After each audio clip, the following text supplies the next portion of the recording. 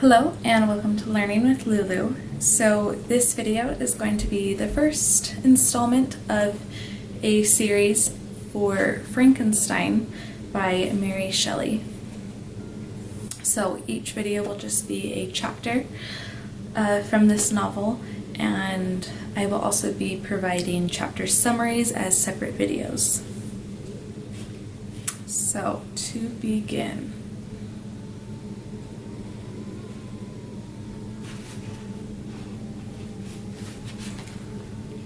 Chapter 1.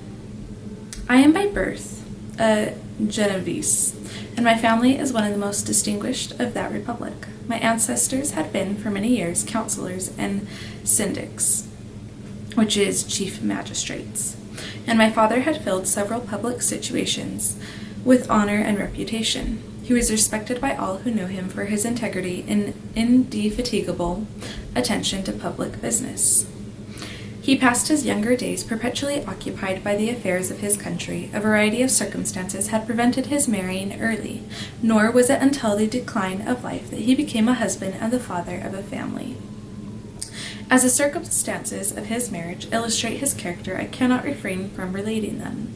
One of his most intimate friends was a merchant who, from a flourishing state, fell through numerous mischances into poverty. This man, whose name was Beaufort, was of a proud and unbending disposition, and could not bear to live in poverty and oblivion in the same country where he had formerly been distinguished for his rank and magnificence. Having paid his debts, therefore, in the most honorable manner, he retreated with his daughter to the town of Lucerne, where he lived unknown and in wretchedness.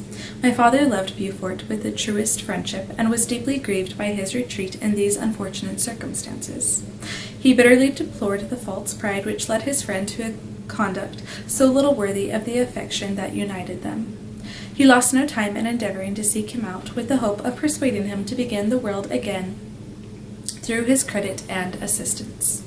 Beaufort had taken effectual measures to conceal himself, and it was 10 months before my father discovered his abode. Overjoyed at this discovery, he hastened to the house, which was situated in a mean street near the Reuss. But when he entered, misery and despair alone welcomed him. Beaufort had saved but a very small sum of money from the wreck of his fortunes, but it was sufficient to provide him with sustenance for some months, and in the meantime he hoped to procure some respectable employment in a merchant's house.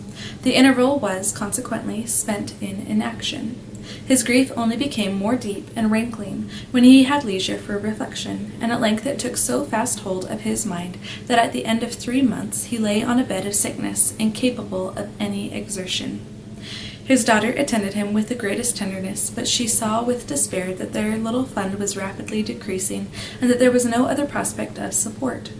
But Caroline Beaufort possessed a mind of an uncommon mold, and her courage rose to support her in her adversity. She procured plain work, meaning she became a seamstress.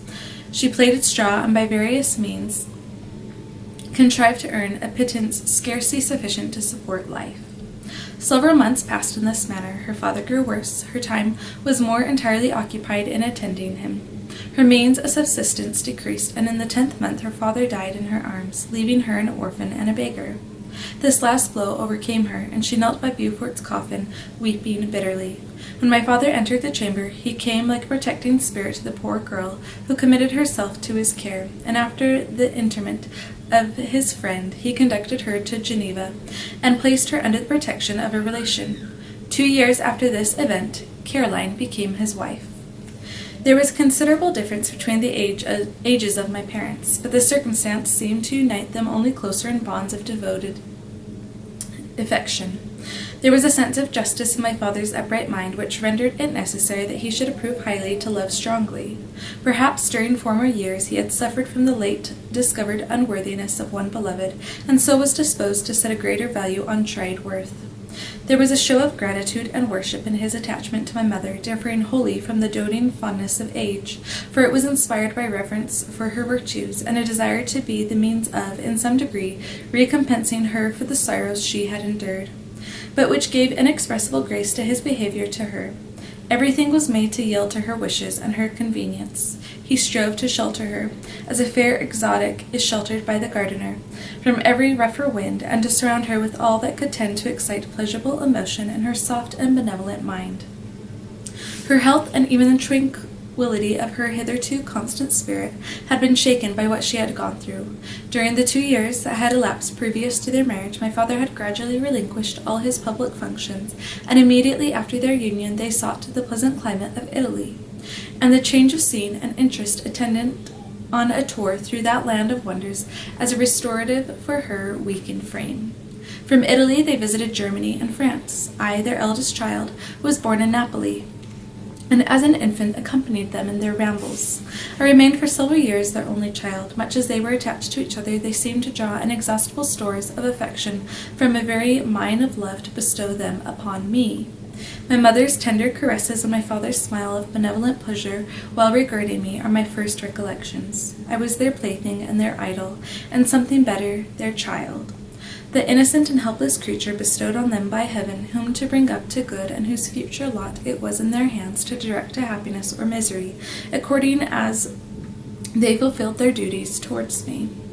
With this deep consciousness of what they owed towards the being to which they had given life, added to the active spirit of tenderness that animated both, it may be imagined that while during every hour of my infant life I received a lesson of patience, of charity, and of self-control, I was so guided by a silken cord that all seemed but one train of enjoyment to me. For a long time I was their only care. My mother had much desired to have a daughter, but I continued their single offspring. When I was about 5 years old, while making an excursion beyond the frontiers of Italy, they passed a week on the shores of the Lake of Como. Their benevolent disposition often made them enter the cottages of the poor. This, to my mother, was more than a duty. It was a necessity, a passion, remembering what she had suffered and how she had been relieved, for her to act in her turn the guardian angel to the afflicted. During one of their walks, a poor cot in the foldings of a veil attracted their notice as being singularly disconsolate, while the number of half-clothed children gathered about it spoke of penury in its worst shape. One day, when my father had gone by himself to Milan, my mother, accompanied by me, visited this abode. She found a peasant and his wife, hard-working, bent down by care and labor, distributing a scanty meal to 5 hungry babes. Among these there was one which attracted my mother far above all the rest. She appeared of a different stock. The 4 others were dark-eyed, hardly little vagrants. This child was thin and very fair. Her hair was the brightest living gold, and, despite the poverty of her clothing, seemed to set a crown of distinction on her head.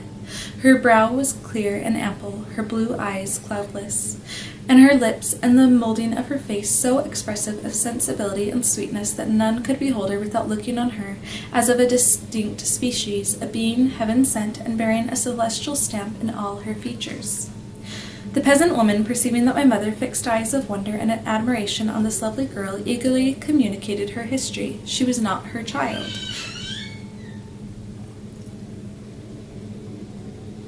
She was not her child, but the daughter of a Milanese nobleman.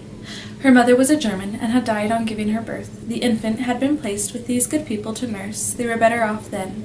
They had not been long married, and their eldest child was but just born. The father of their charge was one of those Italians nursed in the memory of the antique glory of Italy, one among the Schiavi Ognor Frementi, which is Italian for slaves always fretting,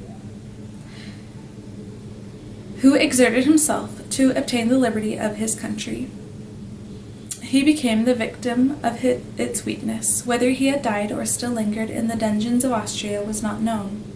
His property was confiscated. His child became an orphan and a beggar. She continued with her foster parents and bloomed in their rude abode, fairer than a garden rose among dark-leaved brambles.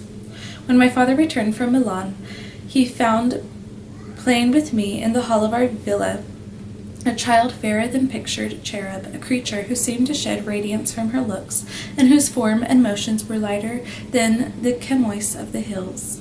The apparition was soon explained. With his permission, my mother prevailed on her rustic guardians to yield their charge to her. They were fond of the sweet orphan. Her presence had seemed a blessing to them, but it would be unfair to her to keep her in poverty and want when Providence afforded her such powerful protection.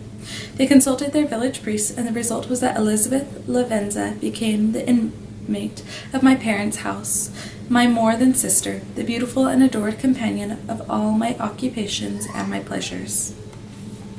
Everyone loved Elizabeth. The passionate and almost reverential attachment with which all regarded her became, while I shared it, my pride and my delight.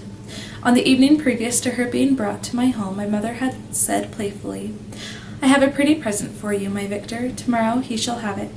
And when on the morrow she presented Elizabeth to me as her promised gift, I, with childish seriousness, interpreted her words literally and looked upon Elizabeth as mine to protect, love, and cherish.